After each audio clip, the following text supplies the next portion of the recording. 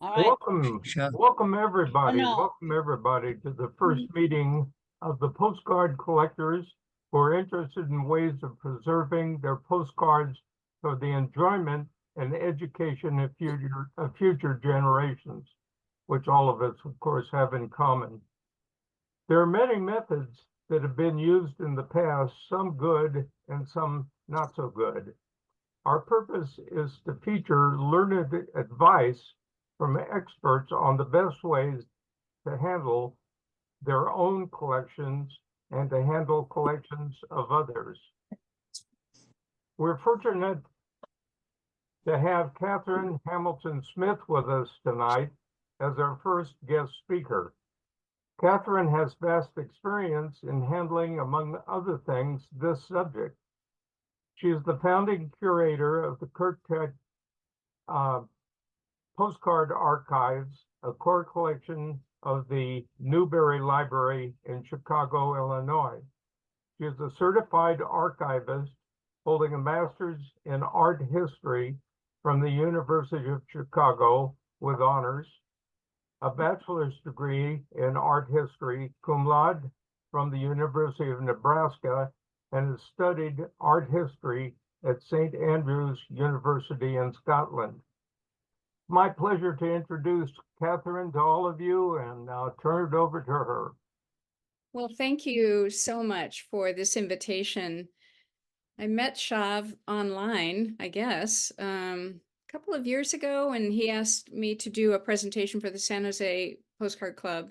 Just a general presentation on the history and significance of picture postcards, and we've just sort of kept up with each other ever since then, hearing from each other from time to time. And about, I don't know, 2 months ago or so, he threw out the idea of my being the initial speaker of many, may possibly coming up, to talk to the greater postcard collecting community about some thoughts and ideas about giving your postcard collection into the public hands or into a private institutional hands, but into museums and archives.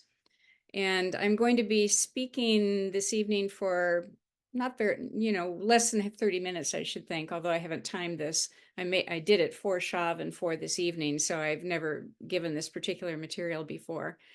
And then at the end, as Shav said, I can stay as long as you want and answer. We can have a good discussion, answer your questions to the best of my ability. And I titled my presentation this evening, "When You Care So Much," before the colon there, because my background with postcard collectors is that they all care just very, very deeply about their collections, about the time and energy and money, financial resources that have gone into the collections over, in the case of people I'm seeing on the screen, decades of time, a whole adult lifetime of time sometimes. And so when you get to the point where you're beginning to think that you should have some control over how you would like this collection, sometimes massive collection or collections, to be handled by somebody else, and you kind of give it out of your care, there's a lot of things to consider.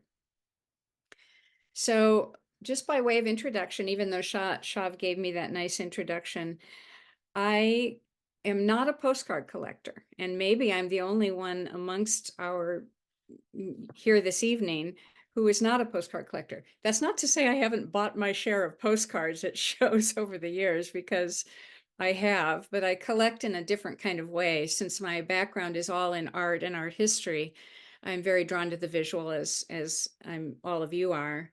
And so I collect postcards no more nor less than other interesting objects that might come into my orbit and that I might purchase. But I don't systematically collect postcards. And I got into postcards through answering a want ad, quite honestly, in the Chicago Tribune. Now, this picture you see on the screen is me 40 years ago, although I don't look any different. Wouldn't you agree? No, I'm kidding. I was a graduate student still at the University of Chicago, and I decided that my art history degree, I was worried about the cost of my art history degree and decided I needed to get a job. And back in those days, since this early 1980s, the way you would do that one of the ways would be to look in the newspaper in the want ads. And so I did. And there I was looking under artist because I do illustration, and there under archivist, cheek by jowl, was a very short want ad for a person needed to catalog a postcard collection. And I thought, oh, postcards, I like postcards. They're very visual. I'll look into that. And that's how I came into the universe of postcards at all, was because I was hired to curate the Kurt Teich industrial collection that came to the Lake County Discovery Museum back in the early 1980s. And I won't go into what the Kurt Teich collection is. Many of you do know. Don Brown knows, Hal knows. Many of the folks who are with us this evening know about the Kurt Teich collection, which is now at the Newberry Library. But that's how I came into it. And the picture you see here not only is 40 years ago, but I'm actually doing what I guess I would call our sort of postcard triage or archival triage. I'm reaching into one of the wooden file drawers from the Kurt Teich company, where these postcards were stored as an industrial archives of the production of the company, and just in big chunks, just putting them into archival boxes in preparation for eventual cataloging. So that's what I'm doing in this shot. Over the course of the time of working with the Kurt Teich postcard archives, and I wouldn't even say working with, but actually developing it from nothing, was very early in the idea of postcards being a legitimate thing for museums and archives to collect, outside of sort of local history museums where they would collect views of their local town or their local region. But I'm using the word kind of tongue-in-cheek, but legitimate museums, large museums, really, there was only two at that time: Loyola Marymount University Museum and the Metropolitan Museum were the only two large ones in this country that had collected massive postcard collections at that point. So it was really, I know I spent a lot of my early days as an archivist and a curator kind of convincing people that there was documentary worth in postcards and that they should be taken seriously as a type of communication, as a device of transmitting and communicating visually as well as written communication. I just was constantly defending the legitimacy of postcards as something to collect. And in that process, I met just wonderful people along the way, and some of them are with us this evening. Don Brown is the one that was the one I knew best, I guess I would say. But once we opened the Teich once we cataloged the Teich archives enough to open it to research, then we began to put the archives forward into the postcard collecting community as an established collection in the public sphere that was available for historical research. And in order to do that, back in the day, we went to postcard shows. We went to the Chicago show, the Windy City show. We went to the Metropolitan show a couple of times. We went to the Milwaukee show when there was one. We went mostly near to Chicago because that's where we were located. But we, got a booth just like everybody else and sort of put ourselves forward as archivists who were working in this universe of postcards. That process over several decades of time introduced all of us who worked in the collection as staff, but I'm just speaking personally, to so many wonderful collectors around the country and around the world, especially when these big in-person postcard shows were such a big deal in the 80s and 90s and early 2000s. So I give you that slightly long-winded introduction just to say that because I came to know so many collectors, I got involved with them, accepting postcard collections into the Kurt Teich archives and also advising them in some cases about where to give their postcard collections. And so I thought I would start, before I get to my kind of thoughts, my remarks about collections and what to think about when you're thinking about an institution. with a few examples of major systematic postcard collections with which I've been involved. I'm not going to spend any time really on any one of these, except to introduce some of these fabulous collections that have gone into, I'll use that term again, tongue in cheek, but legitimate museums as major parts of their art collections. And of course, the big daddy in the room is always Mr. Lauder and the fabulous collections that he has given to the Museum of Fine Arts in Boston, as well as he gave to the Lake County Discovery Museum's Kurt Teich archives. He gave his Raphael Tuck collection to that collection. So that now is in the Newberry Library in Chicago. And then as I understand it, he has pledged, whether it's a gift yet or not, but has pledged his Wiener Werkstatt collection, some of his early Austrian materials, to the Neue Gallery in New York City in Manhattan. The Andreas Braun collection, many of us this evening either knew Andreas personally or know of him. And of course, he's one of the two authors of Prairie Fires and Paper Moons, such an important volume about postcards, about photographic postcards, but also just appeared at a time when, I think the golden age of postcard collecting was, from the end of the 19th century to arguably the First World War. So I think the golden age of postcard collecting was sort of that 80s, 90s, early 2000s, when there was so much show activity. And Andreas Braun was just a regular at all these shows, along with Susan Brown Nicholson, his great friend. His two collections that I know of, his American photographic postcard collection is in the Getty Center in Los Angeles. I just went to see it last summer, in fact, and visited with the archivist who helped catalog that collection there. And then he also gave, because he's from Coronado, from San Diego, he gave his San Diego postcards to the San Diego History Center. So in his case, two parts of his massive real photo collection went to two different institutions. Then there's the John High collection. Again, many of you this evening might have known John, who was from Boston, but a lifetime resident of Manhattan. And he became a personal friend of mine just simply because he decided to gift his collection into the Kurt Teich postcard archives. He collected many things, and you may know of them, but principal among them is his Stephen Graff collection, his woven in silk collection, an example of which you see on the right side of the screen there with that Hands Across the Sea. And then arguably the best before his death collection of the work of Alphonse Mucha, the Czechoslovakian artist, thought of as the father of Art Nouveau. And you see a beautiful example of that on the left. So these are now in the Newberry Library in Chicago. So in addition to those sort of major collections that everyone knows about, I'm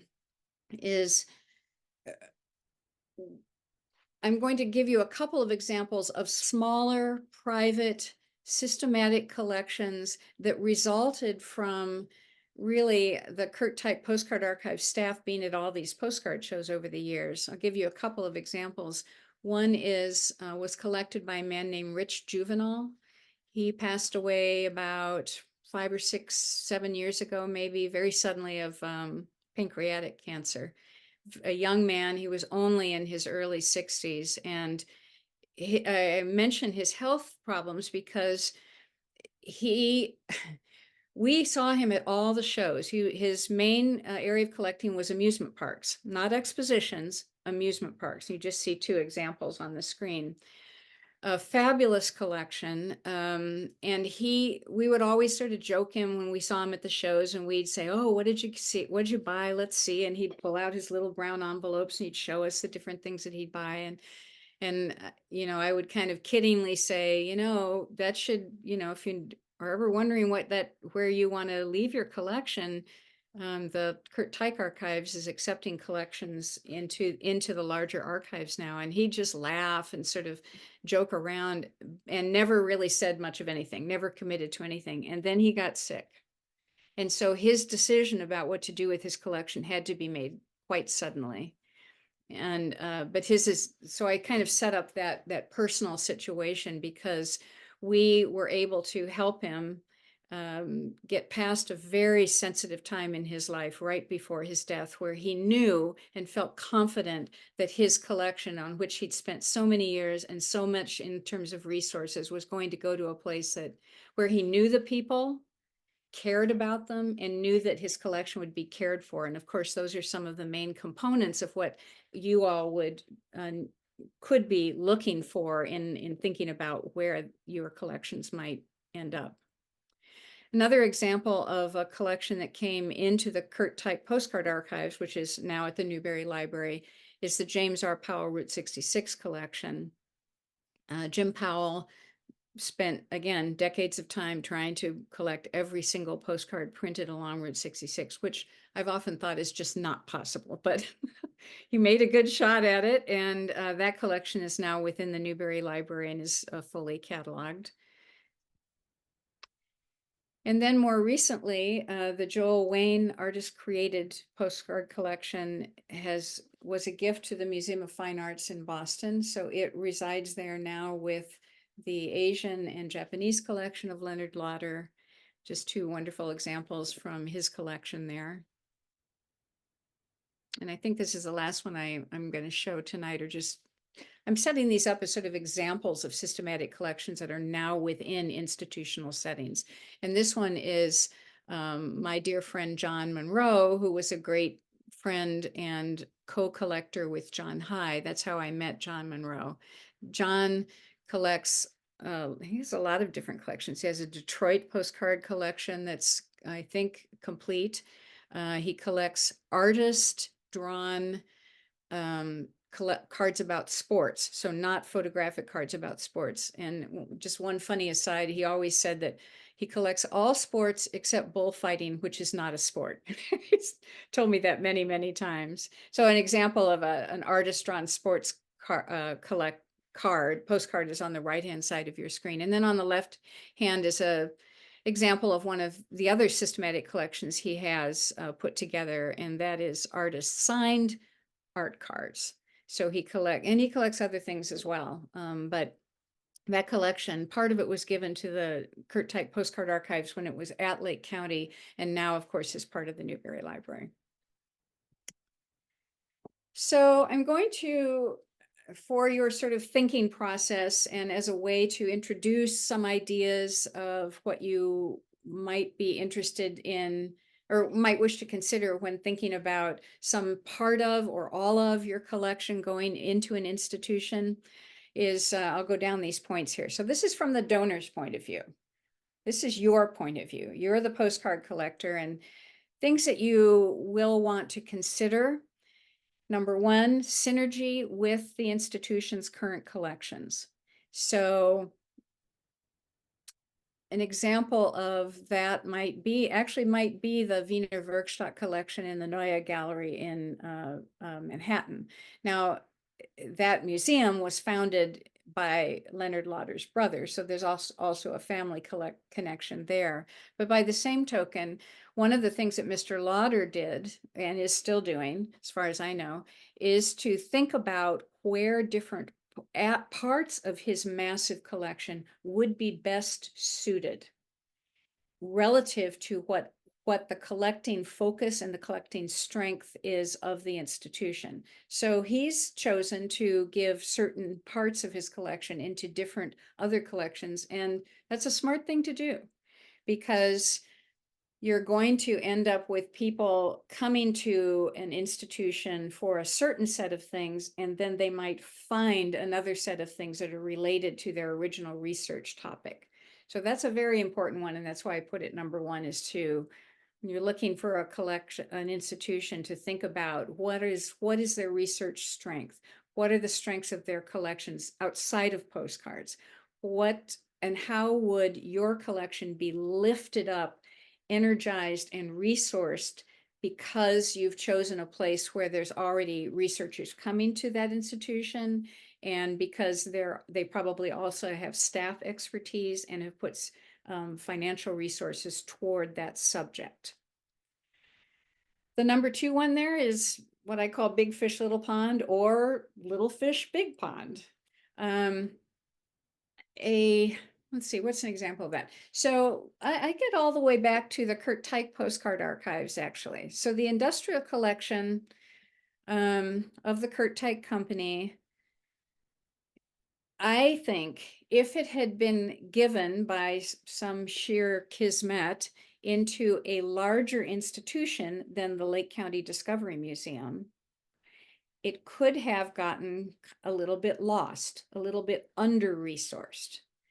But instead, he just chose to give it to meaning Kurt or Ralph Teich, who is the youngest son of Kurt Teich, the founder of the company, looked for a place to give the industrial collection where they could give a pretty large percentage of resources toward the collection.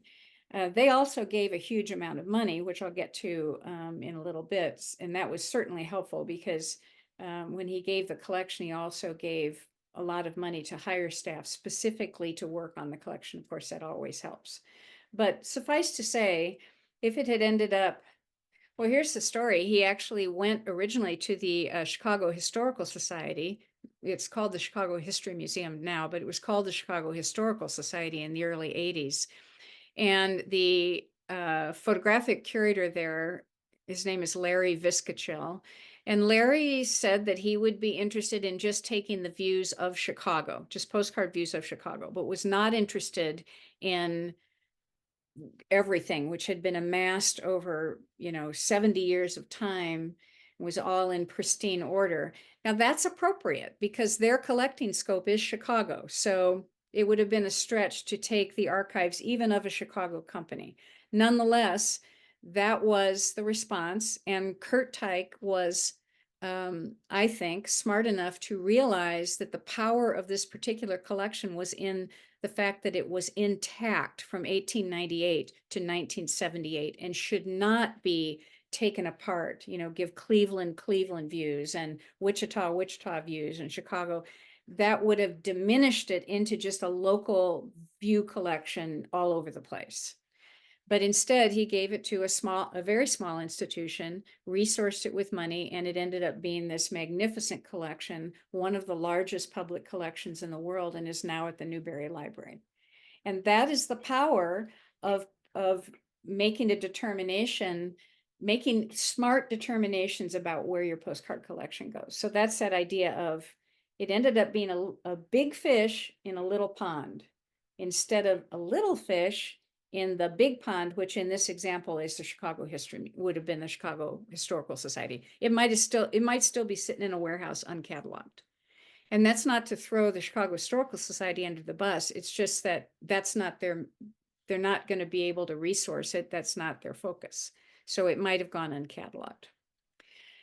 So number 3 is the collections policy regarding deaccession. So all institutions worth their salt have a deaccession policy.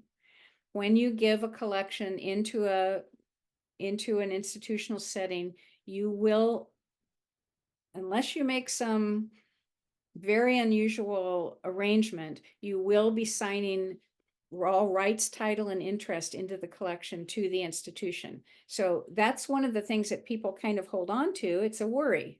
You've put all this energy and time into your fabulous collection and you worry that you're going to lose control, and you will. And that's why some of the other items here are things that you want to think about. So let's jump to number 4, which is there exhibition potential? Is your collection going to be primarily in storage? And I'm not saying that's a bad thing. It's a good thing. Everything can't be out all the time.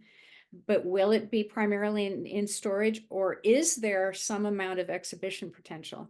And a little word of caution there that it's just not realistic to think that, by and large, to think that an institution will be able to say, oh yes, we can guarantee that we'll always have some aspect of your collection on display all the time.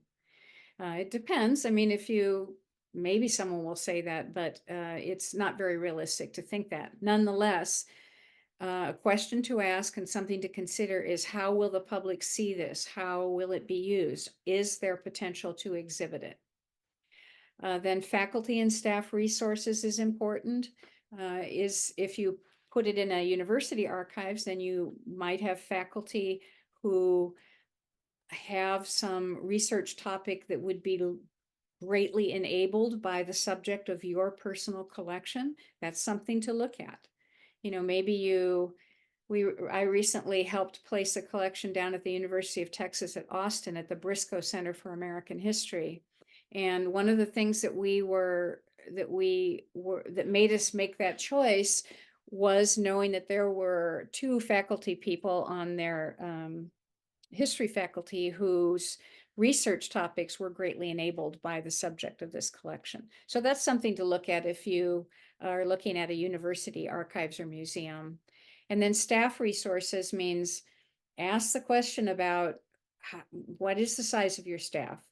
How much will you be able to, how quickly will you be able to get this into your cataloging system so it can be used, or is it going to be sitting in storage for a long time?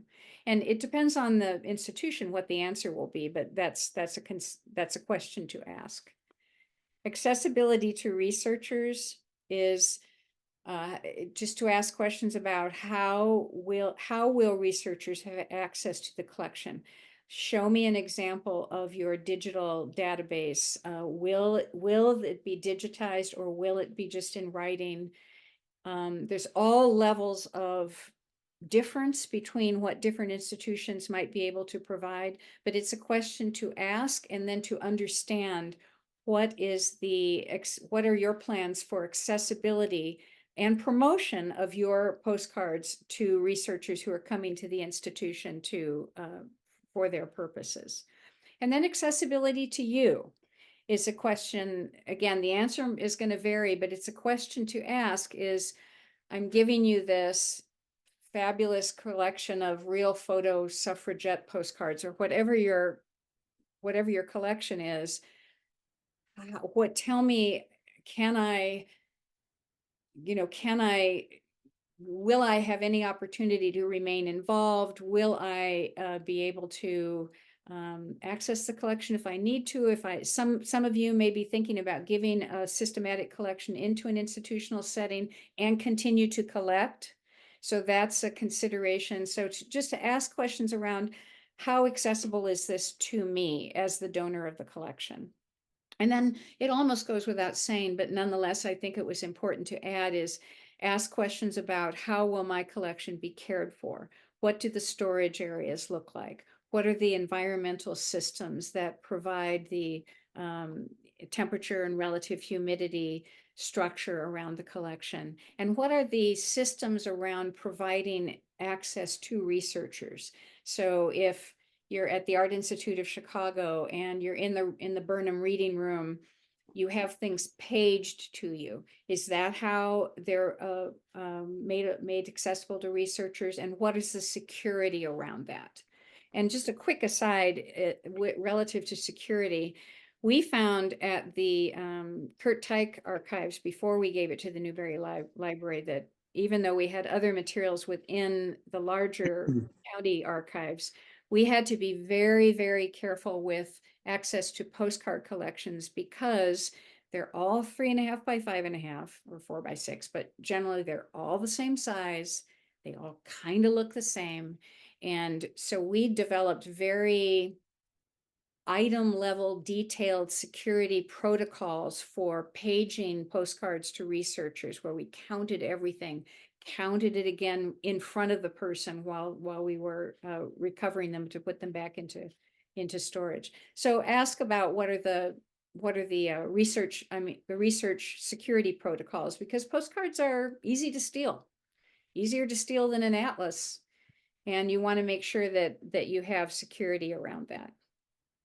So those are some thoughts about, from your point of view, and now a couple of things about the institution. So what is the institution thinking about? And it's important to respect that the institution has their needs as well. So I decided to, in preparation for this evening, to talk to Will Hansen, who's the vice president for collections and reader services at the Newberry. Will was the curator of Americana when we gave the Tyke archives to the Newberry Library, which was back in late 2016. And so Will is he's my touchstone on the Newberry staff. And I told him that I'd been invited to do this. And I went in their website, which you can do, and read their policies. They have a whole section on their website about donating postcard collections. You can read all of this on their website. I've excerpted it here, though. This main idea is that the Newberry is building their postcard collections selectively through the acquisition of coherent postcard collections that enhance existing holdings, so what they already have, or relate to other core collections of the library. An example of a core collection at the Newberry is that they have the Rand McNally map collection there. So they felt, when they were considering whether or not to even take the Kurt Tyke archives, that the relationship between picture postcards and travel worked synergistically with not only the Rand McNally collection, but other cartographic collections and collections related to travel that they had in the Newberry. So that's what they're saying here about they look especially for things that would be in dialogue with existing core collections of the library. So with specific reference to the Newberry, they look for, they're right now at least, they're looking for postcards that, or anything that has to do with postcard history, production, and use. So they do collect other items, racks. We gave them one of those fabulous Ferris wheel racks that came to us as a gift from John Monroe. Salesman sample books, postcards, advertising postcards, brochures, those sorts of things that have to do with the history and production of postcards and their use. They look specifically and for collections that have been systematically developed. And I'm pretty confident that everybody on the call this evening, or at least most of you on the call this evening, are pretty systematic collectors. Maybe you collect broadly, but you do have systematic collections that you've been working on for a long time, or those within your greater collection that really mean something to you, that you've been focused on for years and decades, and you're trying to really put it together comprehensively and really understand the universe of that one type of image. So they look for that because it shows a certain academic rigor, I would say, that you personally, and I'm talking to all, 66 or 67 of us this evening, that you personally have put so much thought into what you want to collect and energy into forming the entire universe of a subject matter, of a way of visual capturing of something. So they're looking for that. And that's any institution. I'm just using the Newberry as an example, but any institution worth its salt would be honored to have something that has had that much love and care and rigor applied to it. So they do look for that. This wording is directly from their documents. And then, of course, focus collections that relate to Newberry subjects. And I actually mentioned that just a minute ago. And then general considerations that they look for. So not specific, but general. So they look for physical condition, for sure. When I talk more to general public audiences, like in a public library setting or a genealogical society or historical society, almost invariably, if it's in person, people bring postcards, postcard collection that belong to their great aunt, Lois, or something like that. And I just feel that I'm doing a service to the universe of postcards because I try not to get them to touch the face of postcards, and I want them to, I want them to be very careful with them, but they still, just like you can see that the edges of them are so soft from just touching for so many years. And None of your collections would be like that unless you have rare examples that is your one example of something that you're working on. But physical condition is important with all museums, no matter what it is, but postcards no less than anything else. Percentage of duplication is what amount of your collection, systematic collection, is already, some part of it might already be in another collection. So maybe you are collecting something in one of the Route 66 states or something like that. And we already have that duplicated in the Route 66 collection. That's not a great example, but you get the point, I think, that even if your collection is fabulous and systematic, it might already be largely duplicated in another aspect of what they have there. Generally, they're looking for no restrictions. And my whole experience working not just with postcards, but with objects later and in an object collection and any kind of archival document, any kind of thing that a museum or an archives would collect, they would prefer to not have restrictions placed on a collection. And that's, again, difficult for people who have put so much energy and time and love into what they're doing, but just be aware that that's not pointed personally.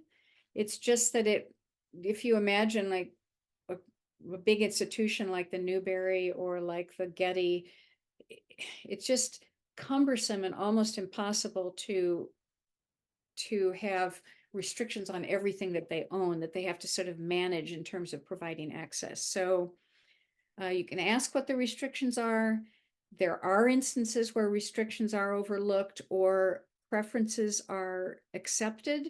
For instance, if you say, if you really want some aspect of your collection to be exhibited all the time, very rare, like I said earlier, that would happen, but there's no reason why you can't negotiate those things. And if you keep pressing on something that means a lot to you, then maybe there'll be a little loosening, and maybe one way or the other you can get a little bit of what you need and still be respectful of what the institution needs in order to operate.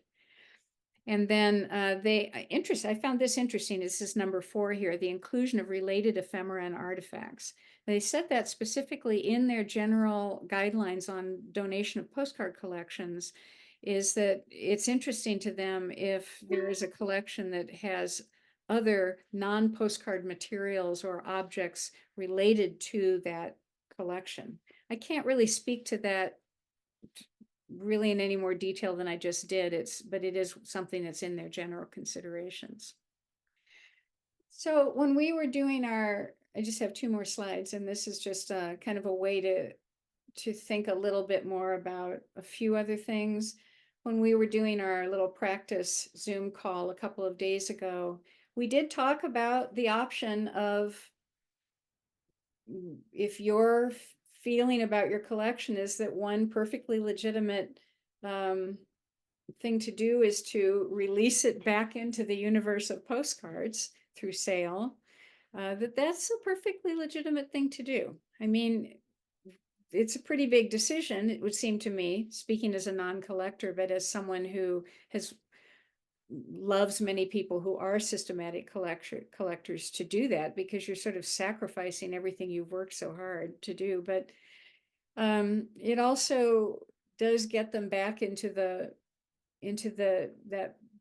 wonderful world, that great universe of postcards. So I don't think that that's outside the realm of possibility. Always consider your local, county, or state historical institution. I say this to a more general audience all the time, because often general audiences, the postcard collections they bring in are either that one that was collected by Great Aunt Lois, in 1898 to 1910, and so it's all over the place. It's Atlantic City and Coney Island and Berlin and greetings from Peoria. It's all over the place. So the really general, like turn of the century postcard collection. But sometimes and often they're very specific, that they have just a really fabulous real photo collection of Peoria, and those, I just want to always encourage people to not discount your local historical agency, whatever it is at the state, county, or local level, that's an option. And maybe for you guys, because you're mostly systematic collectors, that maybe there's a subset of your larger collection that you just acquired over time that you might be interested in doing that with. Always consider a gift of money to support it. If you have the resources to do that, speaking as a non-collector, but as always a curator and an archivist, whenever that is given with a collection, it simply puts it to the top of the list for processing. And so if you have the ability to even give a small amount of money, I mean, at the top end of that idea is Leonard Lauder, who endowed a curatorial position at the Museum of Fine Arts in Boston specifically for postcards. So that's at the top end, because that would have been probably a couple $1 million in order to endow a position. And then at the other end, though, let's say you have that wonderful collection of suffragette postcards and you ask the Susan B. Anthony Museum and House in Rochester if they might be interested. And they might be, or they might not be. I just made that up in my head. But let's say they are. If you even gave them $1,000 or something that seems like it's nowhere near the couple of million that Leonard Lauder can give, but it's something to support the care or processing, cataloging, or access. It's always, always welcome, and it will get your collection to the top of the cataloging list. When you are, these are my last 2 points in case you're worried about the time here. When you are talking to an institution, to curators and archivists, and just looking around the institution itself, just take note of your gut feeling. Do you like these people? Do you feel that what do you feel about them? I mean, really go with your gut. I think going back to the title of the presentation, When You Care So Much, I think that the idea there is care. And so you want, when you decide at whatever point in your life to give any or all of your collection into the care of someone else, just like Rich Juvenile did. And he was in a bad situation. He was dying. And he needed quickly to figure out what am I going to do, because I want someone to care for this. And he found a place, and it's in good hands, and it's processed, and it's celebrated. So when you're talking to staff and when you're visiting an institution, just take note of your gut feeling, jot down your ideas on your phone, just on your notes section of your phone, or bring a little notepad with you. And then when you go home and think about what you're going to do, just don't discount that, I would say. And then Clarissa asked, when we were doing our little practice Zoom, about appraisals. And the only thing I have to say about appraisals from the institutional point of view, and you may all know this, but I thought I better add it as a bullet, that the institution does not do appraisals. If you have tax reasons that you want to have your collection appraised, let's say you decide to give it to someplace and you want to have the value, you are responsible to pay for and have that appraisal. Not the institution. It would actually be kind of a conflict of interest for the institution to offer an appraisal, because they're going to give you a tax letter. You can, since you're all knowledgeable and know each other, many of you know each other, get an appraisal from a responsible person. So maybe I don't know what my fabulous collection would be, but I would ask Hal maybe if he would give me a letter of relative appraisal. You as the donor are responsible to come up with the value. And if you do that in any kind of orderly, well-reasoned, well thought out way, such as you yourself going online and looking for relative values, that might be all the IRS would require.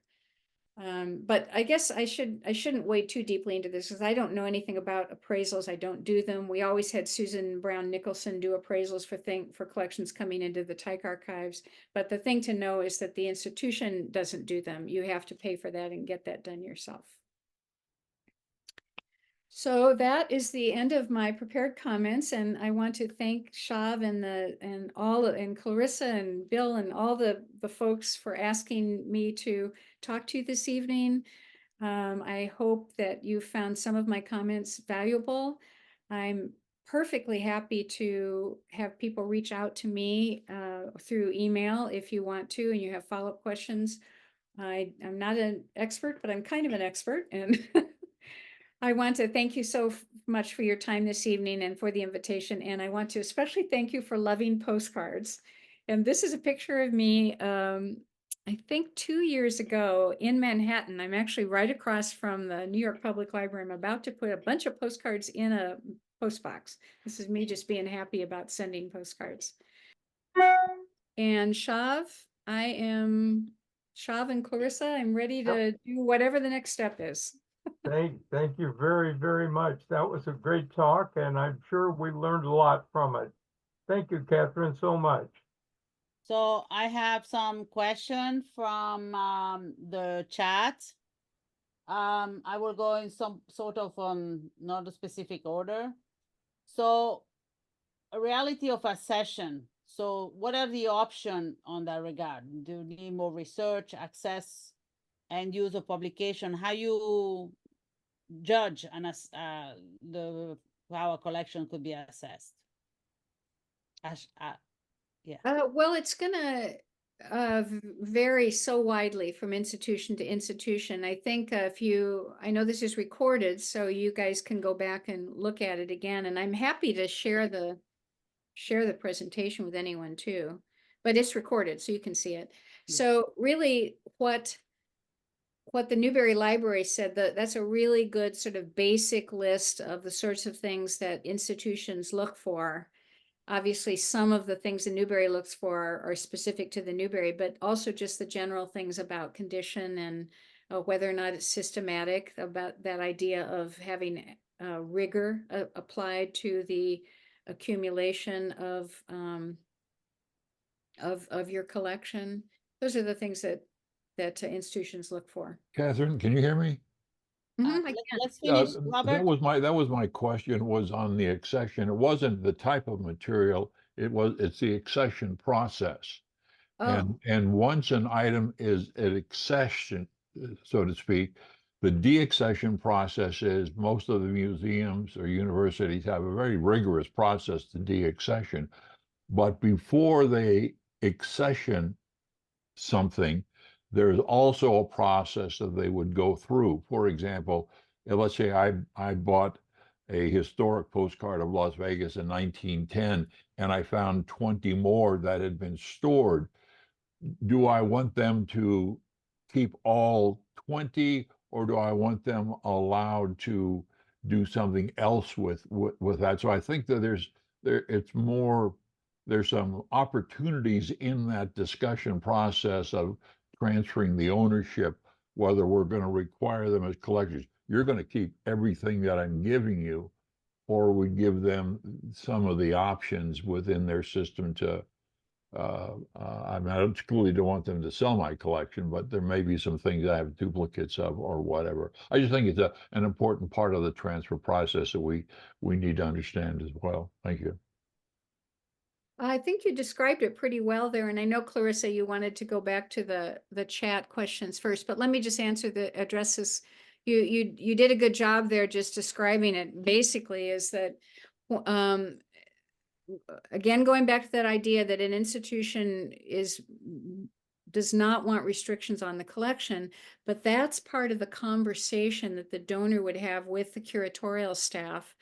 To say, let's say in your example that you have a lot of duplication, that it would be kind of crazy for the institution to sign on the dotted line to say, okay, we promise we're going to keep everything. Most institutions won't do that. Institutions weren't worth their salt would not do that, because you're hobbling the whole institution and all the staff forever until, the end of the world by doing that. And I think you described it really well, that it's a wonderful boon to institutions and also very thoughtful and kind of institutionally empathetic of the collector to say, hey, I understand that in the process of putting this collection together, I have amassed a bunch of duplicates as for instance, you exchange one card in worse condition for one in better condition, then that moves to a duplicate, something like that. So you've got a fabulous card, fabulous, rare, not in the greatest shape, but still it has some value. If you're duplicates, you could say to them, these are the duplicates. I'm also giving these to you. You may sell them and they do have value. And then I think though, what you could do with that example is you could say, but what I want you to do is have the resulting funds put into the cataloging and processing and care of the main collection. And most institutions would certainly do that. That would be speaking from a curator's point of view, that would be an easy thing to agree to, because you're not hobbling anyone for the future. You're just saying, yeah, that's great. So we promise that we are going to use this to buy new boxes, buy new sleeves, process it quicker, whatever it is. Thank you. Another question was, on these postcards, you value the message on the back, or do you not consider it, only the front? I would say that that would vary by institution and also a lot by collection. So if it's one of those famous postcards that Picasso sent to Apollinaire, obviously Picasso sent a bunch of postcards to his friend Guillaume Apollinaire, and they're addressed to him, and then there's just a drawing where the message would be. So that's example of how the message itself is more important than whatever's on the picture side of the postcard. So that depends from institution to institution and card to card. I think though, if you had a systematic, if one of you guys out there is collecting in some systematic way for the message, like you're collecting all postcard messages of people communicating about a solar eclipse. It's just occurring to me. How interesting would that be? That would be interesting. And maybe there'd only be 31 of them that you've put together, because that would be hard to find those. But that's a really good example of something that I imagine the Newbery would be very interested in, because it's you've put this intellectual rigor onto something and collected it in a very different way. So you're, in that example, you are looking at the message and you're collecting for the message regardless of what's on the back, even though, or on the front, actually the back. So I think that varies a lot institution to institution. So you already talked about the fact that you will not appraise so is an institution will accept donation or also buying the collection? Say that And you again? sell to the museum, or you just absolutely is only a donation? Oh, I see. Now you can, I think the Getty bought Andreas Brown's collection. Maybe some of you guys know that, but no, I mean, sometimes that varies a lot according to the institution too. I think it depends on how amazing the collection is, how much resources the institution wants to put toward their postcard collections. But the Getty Center is a good example because they just have a lot of money to acquire. Mhm. And back, 20 years ago, 25 years ago, they were buying real photo postcard collections very aggressively because they saw it as a good adjunct to their photographic collections. So there's an opportunity to sell. If you had a fabulous real photo postcard collection, I would assume that the Getty is a good example of an institution that has the resources to do that. Smaller institutions don't, but that depends. Okay, thank you. Are they interested on the postal history? So postmarks, postal use postcards, or only is this Well, I interested don't know. I mean, that would certainly vary institution to institution. I don't have any kind of experience in that, so I'm not sure. So if you already catalog your postcard collection, you did it cataloging by you have it on the web or a whole things, will they start over or will accept your catalog?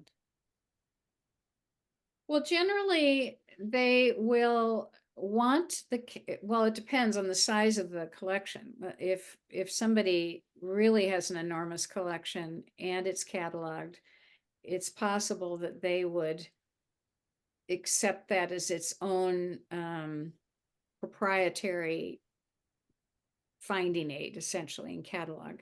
But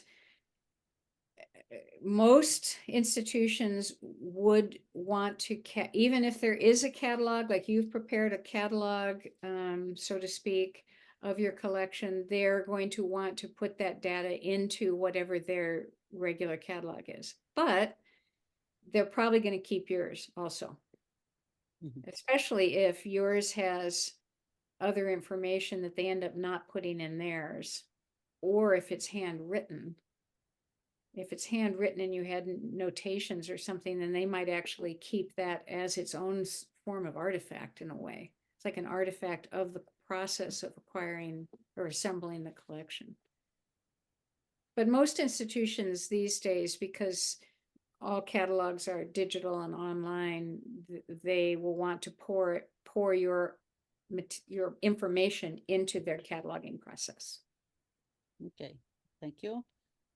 So how the Newbery halt the foxing process of postcard and remove musty odors, smoke odors, etc. The institution maintain contact.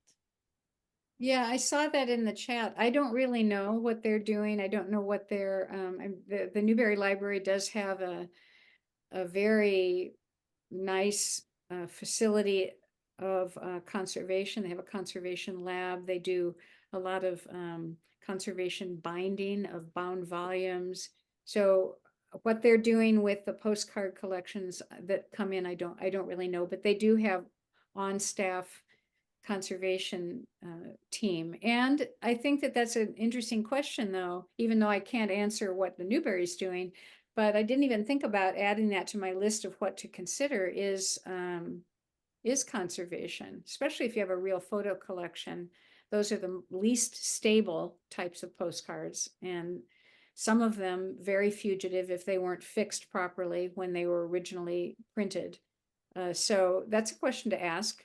Do you have conservation staff, and will any of those professional conservation resources be available to my collection?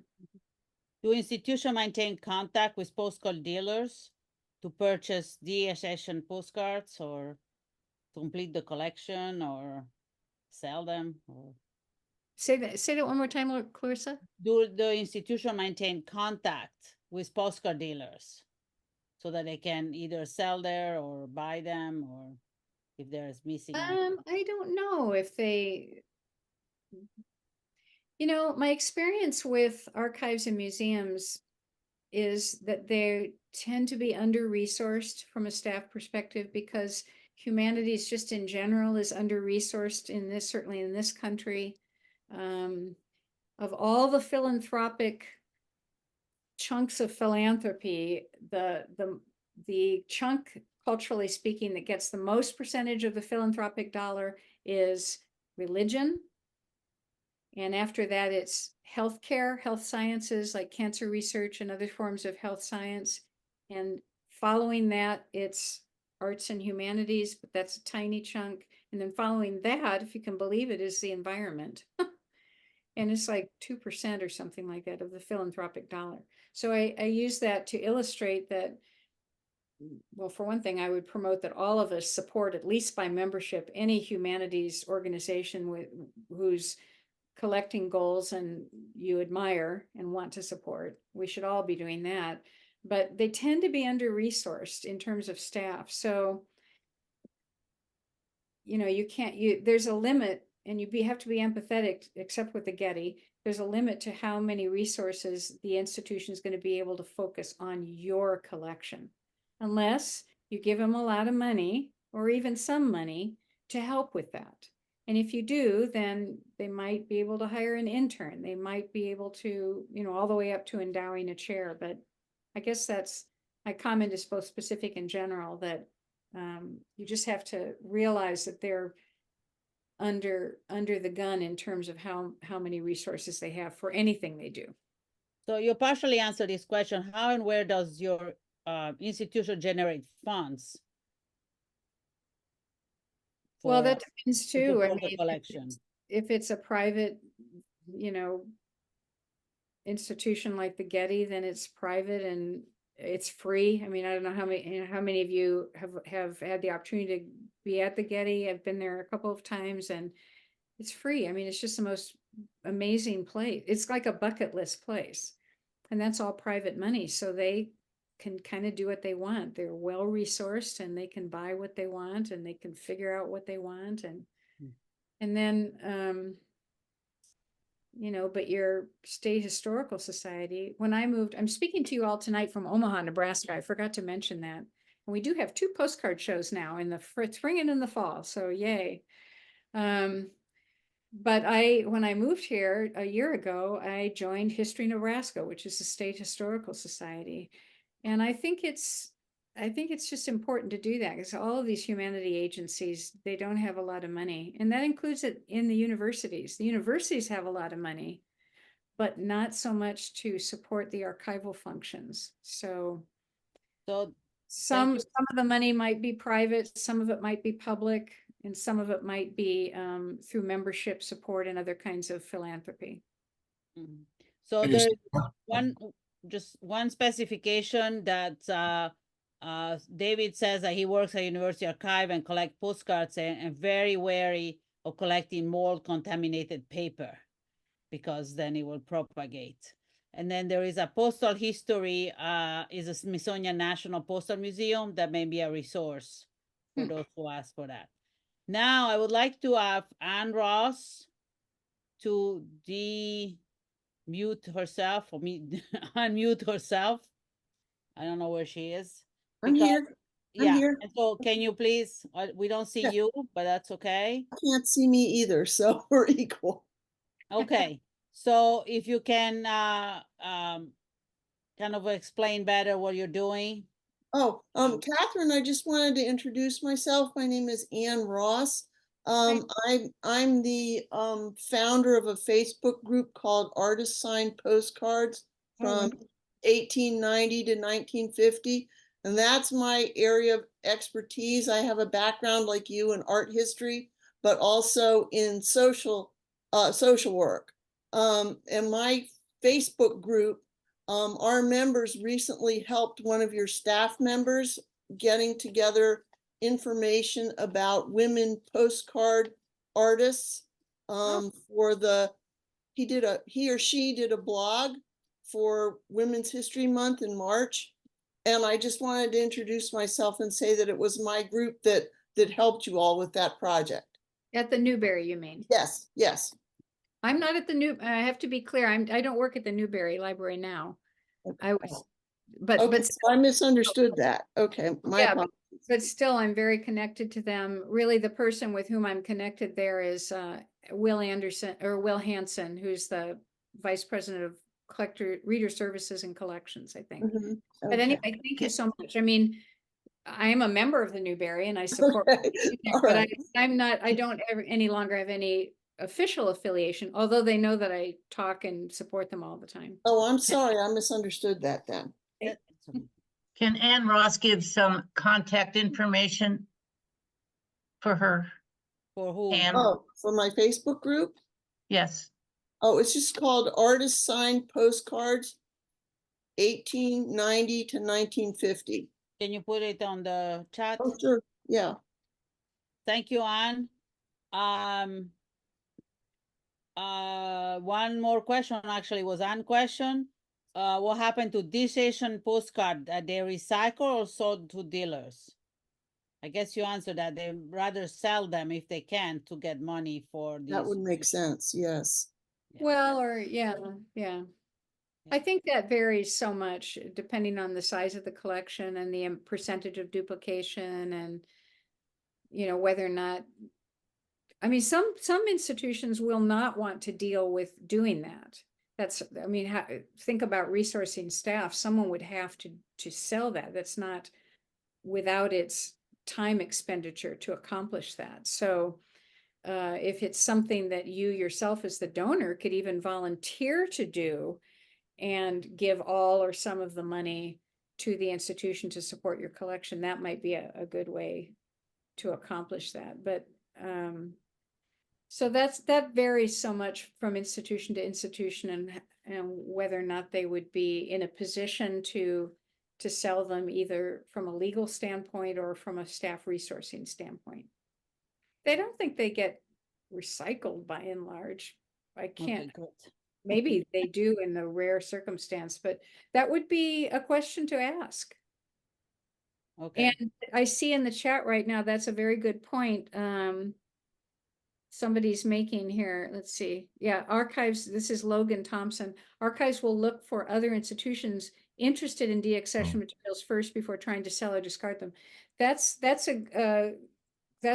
important too. I mean, if still, let's say you have 21% of your very systematic collection is duplicates that somehow you've exchanged for a better condition card or whatever, and now you have this box of duplicates, but it's still a great collection. It could go to a secondary institution. I mean, that's up to you. You're in control, and it depends on how much you or your family or whomever you're involved in a decision need to have any financial Now, to resources out of get your. in. Catherine, one of the points that I'm getting ready to donate my collection to the university here, and as I'm going through, I'm looking at my collection through the eyes of a non-collector, a non-postcard knowledgeable person, and when they get to page 6, why does Bob have 8 of those? They all look the same postcards, and so I'm making notes. Well, this one I'm saved because the message says blah blah blah, or this is a version, a different version of that was printed first in Chrome or whatever. So I'm making notes within my collection, assuming it's going to be looked at by a not that I'm an expert, but by a non-postcard expert, so that they'll understand what the collection is all about and why there may be some duplicates. Thank you. Okay, now I think I basically answer all the questions that are in the chat roughly. And if I miss somebody, just raise your hand and try talking. I have no way to know the hand. So Dan Brown, do you want to talk? Yeah, do you want to talk? Don Brown, Myerstown, Pennsylvania, responding. What a pleasure to see you again, Catherine. I had laryngitis very seriously 2 days ago, so I'm reading you something. We met at the opening of your exhibit, America as a Postcard Mirror, in a postcard mirror out at Wakanda in the 80s. Yeah. And the last time was at that gala opening of the expanded museum out there about 22 years ago. We had a brief chat about the possibility of my collection coming to Wakanda, and you suggested that I contact you about such a possibility, which was never to happen.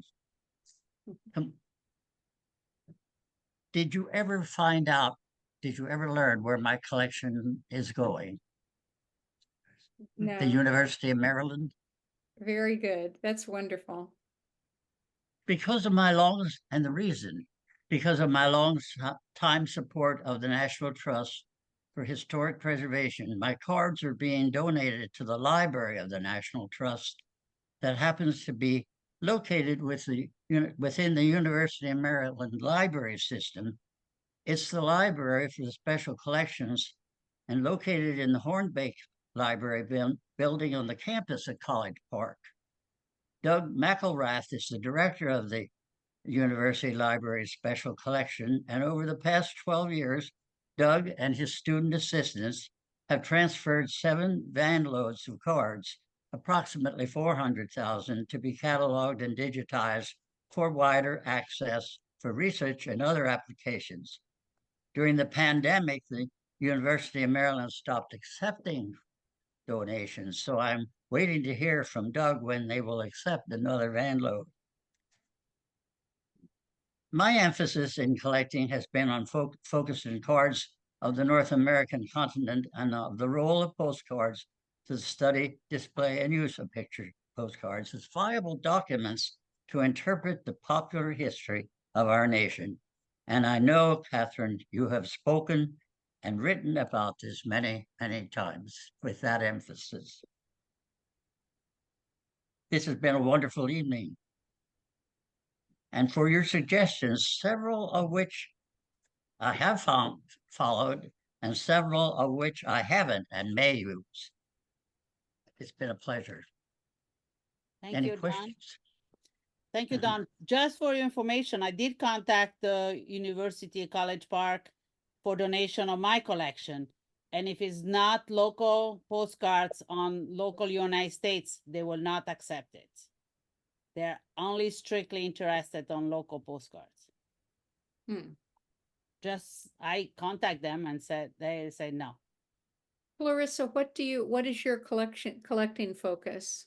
Well, I have a lot of Italian postcards, postcard on concrete, and on concrete workers, concrete history.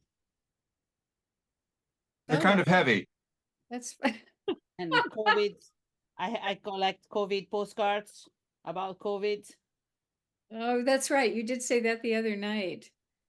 Well, that's an example of, so she has, European collections are tricky here, unless they're focused on something else, like John High's Mucha collection. Those are European cards, but European view cards are really tricky in the United States. But a collection of cards about concrete is fascinating.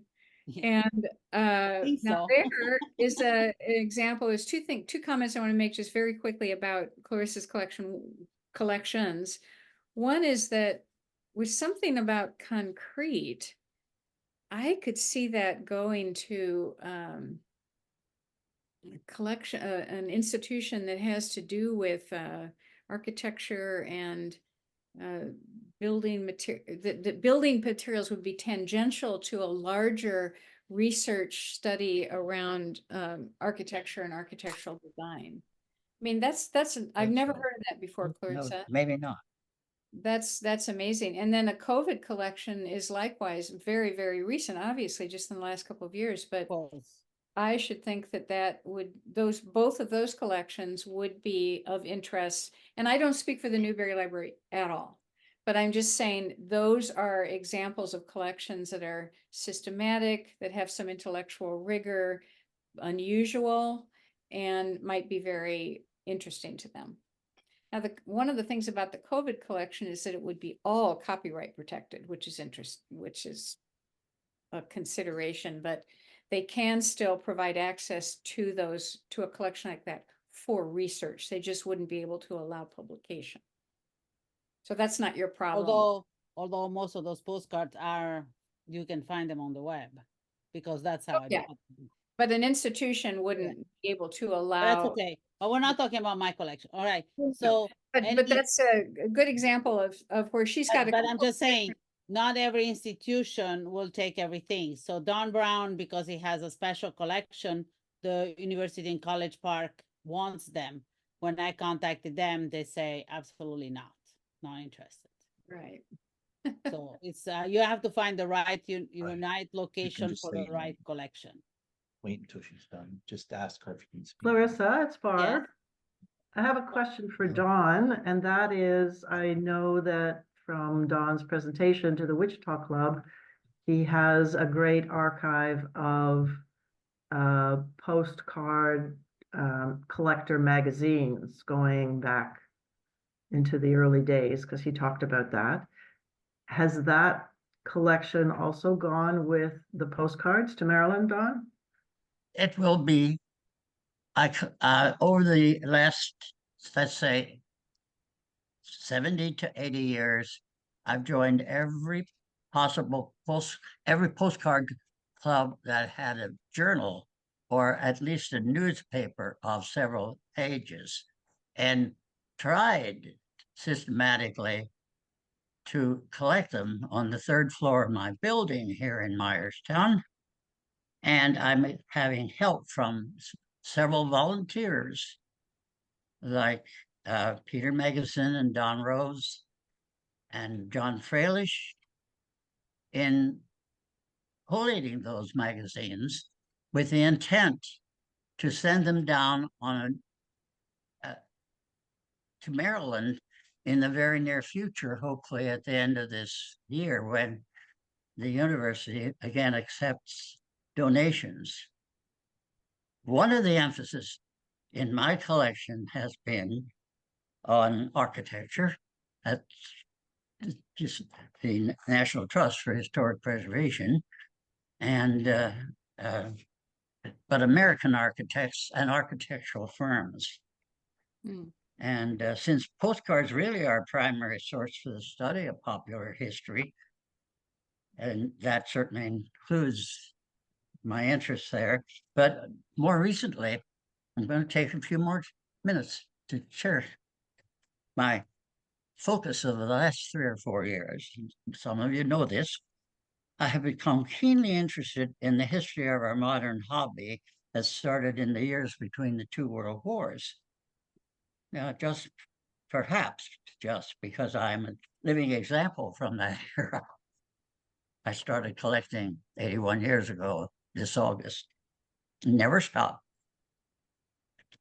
Volunteer staff have been helping me research the origin of the term deltiology, coined in the mid-1940s, about the same time the postcard bug had bit me.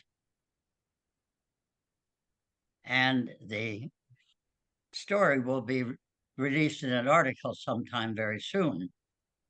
The effort had been made by Bob Hendricks at the time that he had founded the Postcard Collectors magazine in Los Angeles in 1943, and eventually by 1947 became president and editor of the Postcard Collectors Club of America, which is the granddaddy of all of our clubs. And I know Wichita has had a program on that theme. So thanks for letting me take up some more time talking about my collection and its emphasis, which was broad. And I will be following some of your ideas in the very near future, Katherine, with regard to matters that I've yet to attend to.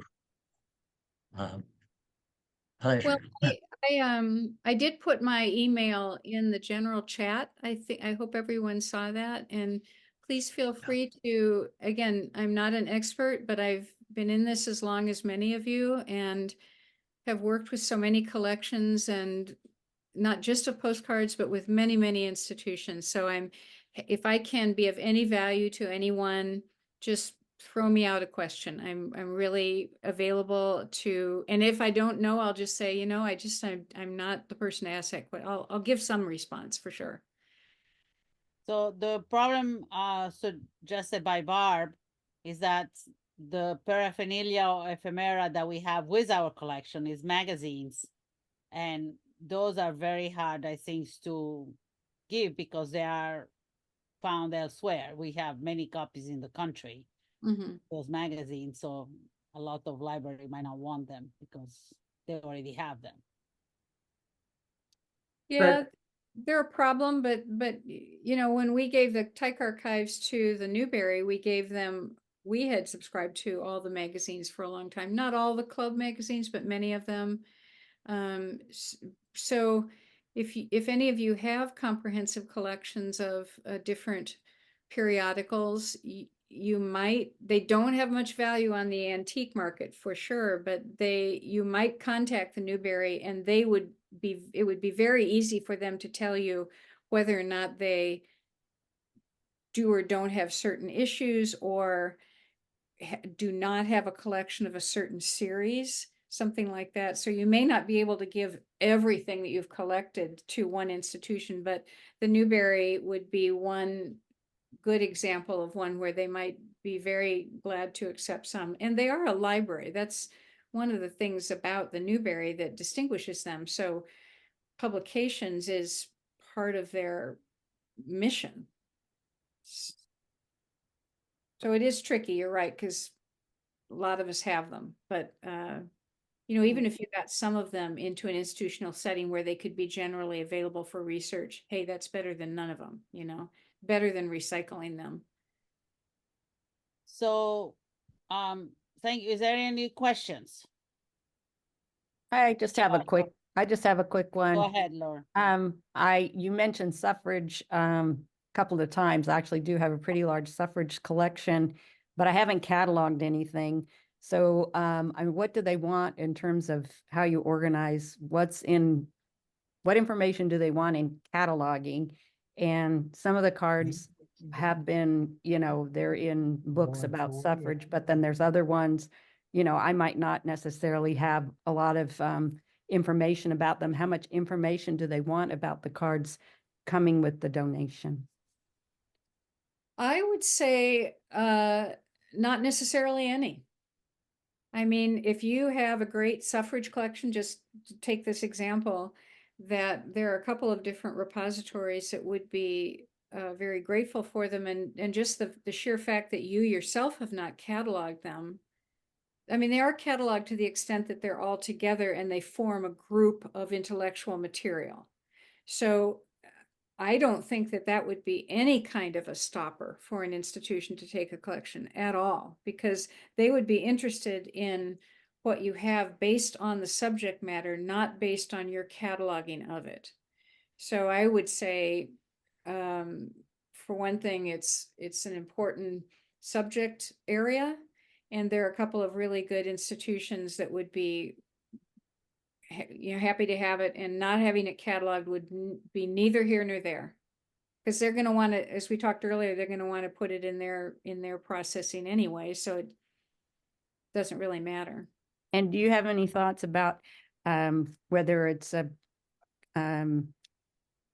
institution, like you say, the Fine Arts Museum or the Getty, as opposed to, like, when I was in Seneca Falls, the Women's Museum there, that was actually a national park. So is it any different donating to national park? Do they like donations? Is any pros or cons there? Yeah, those are just questions. I don't know if you got my email in the chat. Did you Yes, get I it? put it for everybody's in the chat. Okay, because I can certainly, if you want to email me, I can certainly give you a little bit more detailed information. But those are just questions that you have to ask the individual institution. The national parks you can't really say as a general answer. So why don't you email me? Because I am actually right now, I do consulting for museums and archives and historic sites. And that's how I came up with that example off the top of my head with the Susan B. Anthony Museum in Rochester, because I'm helping them with a capital campaign right now. Oh, really? See, now I was just there, but I wouldn't think that they would want those, because she was pre all the postcards, and it's just her home that she lived in and all things related to her. So I don't know. I mean, and they may not, and it might be more like the National Women's History Museum. Right. Or there might be other, and I know the current executive director of that museum. It's not my area of expertise. I just happen right now to be working in suffrage movement as a. Well, then we should probably, I should probably email you then. Yeah. Yeah. Okay, sounds good. I'd be happy to be helpful if I can. Okay. Thank you. Any other questions? No? Well, you all have emails for Katherine. I will really thanks. I don't know if Shaw wants to make a few closing remark, but this was fascinating. is really open a different way to look at how and what we can donate. I have one question. Oh, um, Richard? For Don Brown, who's now muted himself, but what are you gonna do with your Nelson Calkins photo cards, Don? What are you gonna do with your Nelson Calkins photo cards? Yes. I don't really know yet. Okay, I'm in the process of making decisions day by day with okay, my real photo collection, which is quite large. right. I'm Have not you sure gotten- how much have of you- that will go to the University of Maryland. Okay. Because Richard wants it. My- But Well, I I'll have, give some thought to any suggestions that are, or ideas that are thrown my way. You have my email. yeah, I was just thinking about I do sending. mine have up my to the- real photo collection organized by states, by topics, and a section under photographers, Okay, and from all states. There may be 25 or 30,000 cards in it, but it's still here in Myerstown. oh, okay, University of Maryland accepted the responsibility about 20 years ago of adding, well, when they accepted the task of maintaining, preserving, and servicing the collection of the National Trust for Historic Preservation, which happened sometime in the later 20th century. We haven't discussed one other point that I've practiced is preservation of the postcard in sleeves, acid-free sleeves. And quite a few. My collection is compared to the Kurtike archives, my collection is small potatoes, not quite 1 million in count, but and there could be much duplication, but I'm concerned about the condition of the card and its preservation in acid-free sleeves. The more valuable parts of my collection, some of the early American Exposition cards are in Mylar. If we don't have any further, so Shav, you want to close or all or? Well, once again, I just want to thank you so much, Catherine, for doing what you did and taking the time that you did with us. We all learned a lot, and we appreciate it very much, and we hope to see you soon again. Well, thank you so much. And I just hope it was like, I was just putting my thoughts together and hope it was presented in a way that was helpful. I realize that this is a very knowledgeable audience and take that into consideration, but maybe if each one of you found 1 or 2 points that you hadn't considered before, then I call it a success. And it's just wonderful, wonderful to see so many faces attached to names and that all of us love postcards. And I think it's good to be together this evening on that wonderful subject. Thank you. Thank you. Catherine, I did have one more question.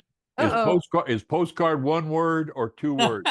I spelled it as 1 word, so I don't know. 2 words. I don't know. I know the French did carte postale 2 words, so I don't know. I don't know how to answer that. I spell it 1 word, but don't ask me. I don't know anything. Italian è cartoline, so it's 1 word. Oh, 2 words. Cartoline.